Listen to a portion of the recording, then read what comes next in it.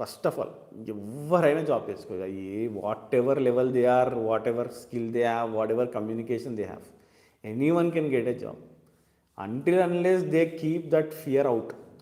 భయం అనేది పక్కన పెడితే ఎవరికైనా జాబ్ వస్తుంది. చిన్న భయం ఉంటుంది చూసిరా, అది ఎంత ఎక్స్పీరియన్స్ ఉన్నోడిని కూడా లాగేస్తుంది.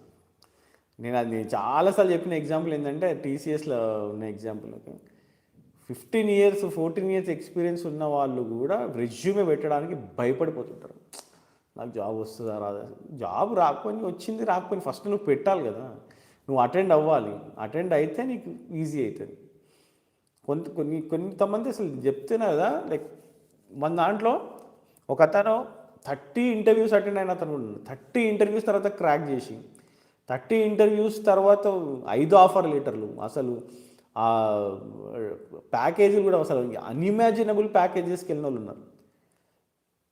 If you are attending interviews, if you are attending continuously, 6 నెలల్లో మీకు జాబ్ రాదు అనేటువంటి పడలేడు.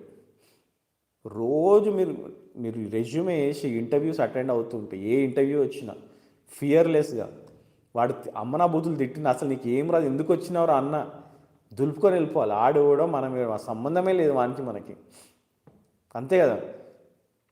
ఒక 6 months వరకు మీకు ఖచ్చితంగా జాబ్